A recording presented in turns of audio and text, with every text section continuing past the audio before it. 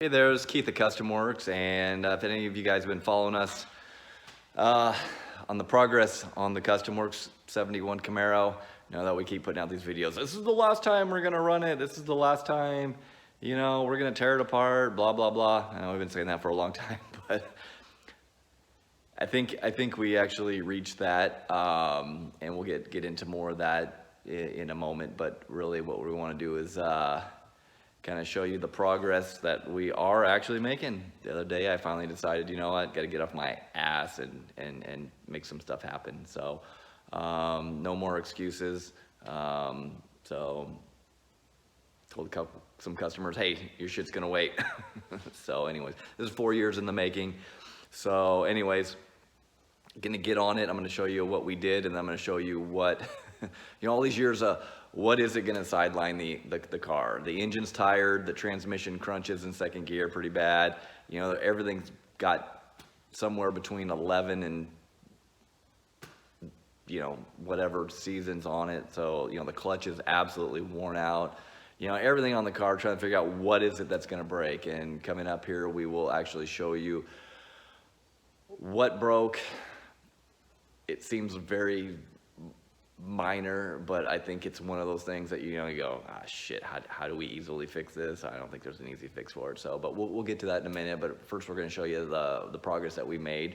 Super cool. And then we'll follow up with what's probably likely going to sideline the car.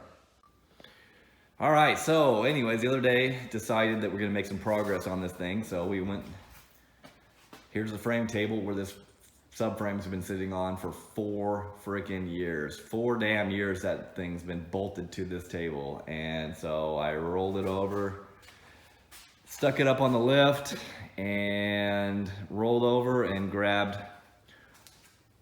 a junk LS2 that we had laying around, and the T56 Magnum and the bell housing that we're gonna use. So we wanted to mock this thing up in the chassis, and you know, our other videos have shown the modifications that we've done. Really, we've taken a stock, you know, second gen subframe and done modifications to it so we can run a 315 on the front and still get full turning radius and you know, because these are great front clips. The geometry is pretty well sorted out. You know, obviously we've done some alterations to it, but for the most part, it's still a stock second gen front clip that we've heavily modified to fit big tires on it. So one of the goals was to get this thing mocked up, and we had 2 things that we wanted to do. Because we moved some of the lower control arm pivot points, we wanted to make sure the headers were gonna work. And really our first assessment was that the headers were gonna have to get modified to fit. And as you can see, they're bolted in. And we were worried about that down there hitting the header, and there's a good 3/8 of an inch clearance on there. So, dude, that wins. We go over to the other side. There is no clearance issues, and you know, these are Hooker Super Comp 1 7/8 stainless headers. They're really nice. They fit good. So, anyways, so one of the things that we're doing on this car that's kind of unique and different than what most people do is we're going to run a mechanical clutch setup with the T56 Magnum and the LS motor. Most people are going to run a hydraulic setup. We decided that, you know what, I like the idea of a mechanical clutch. There is no benefits of a hydraulic clutch. Doesn't feel softer on your foot. There is no, it's simple mechanics, you know. So anyway, so what we did was modified the stock Z-bar here, and built a bracket that bolts onto the bell housing with the pivot ball in it, and got it all mocked up. And you know, this is all stuff that would have been really difficult to do in the car, and we just went ahead and did it not in the car. And you know, the fitment, everything's good. So we're gonna pull the motor back out of the car and finish welding up some stuff on the frame. We have some sway bar things that we need to kind of work out and finish up, and really that's it. And it's off to powder coating, and yeah, so we're going to I guess now's the time that we will show you what happened. All right, so we're over here with the Camaro. Camaro has its own little special home in the shop, away from everything, next to my office. I get to look at it every morning. But anyways, as you can see in the picture, the clutch pivot ball that screws into the block broke.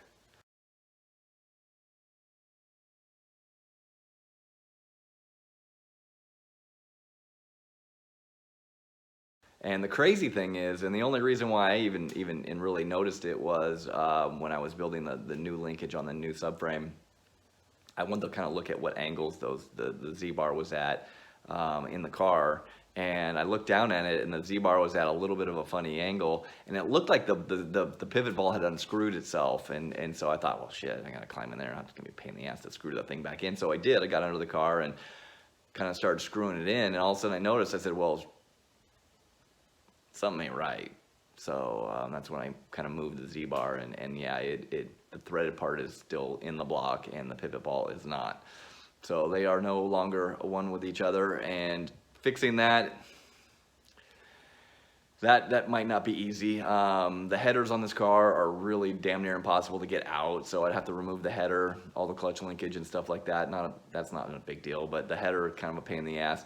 And then seeing if we can actually get the welder in there, because that's kind of the best way to remove that stuff, is to stick a welder in there and weld a nut to the piece that's in there. And the problem is it's kind of actually recessed in quite a bit, so I don't know how likely that's going to be, because drilling it and getting an easy out in it, probably not going to happen. There's just not enough room in there to do it, even with an angle drill. But we might give it a try. We got really nothing to lose, spend maybe an hour or two seeing if we can do it. But likely this is probably what has sidelined this poor thing, and it's kind of a sad day. But this car will live to do battle again. It's been on the track a lot, and so like I said in a past video, we've got the motor here, the new motor, and it's not very far from being ready to finish the finishing touches on it. Really, we just need to set the crawler shaft rockers up and get the push rod length all dialed in, and then it's done. I mean, it's done. So and then finish up the frame and get it to powder coating. And once the frame's powder coated, the engine's done. That's really been my that's when the car comes apart. Well, it might be parked for now. So anyways, but hey, appreciate it, and that's an update on what's going on. And thanks for watching. Please subscribe and follow for more cool stuff. And by the way, if there's stuff that you want to see, products, information, just more stuff based on second gens and autocross or street or track or whatever you want to do, if you have some ideas for stuff that you'd like to see that we could help provide, we're really interested in doing that.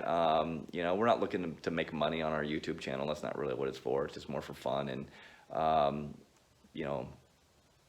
show off our stuff, I guess. I don't know.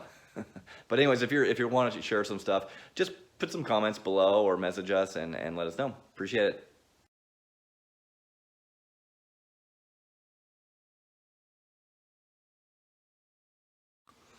All right, well, guess what? It wasn't as big of a deal as I thought. Anyways, just used a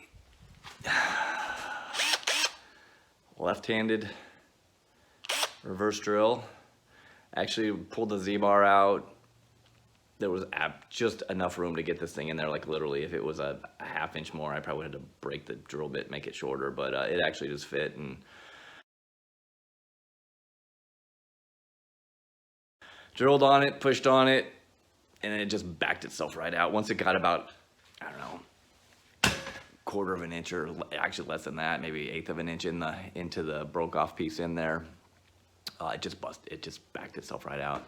Those things are a dream. If you don't have a whole easy out set and a set of reverse drill bits, then you need to go get some, even if you get them from Harbor Freight or some shit like that. But anyways, had to do it in the shop down here, in the back shop on the floor rather than the lift.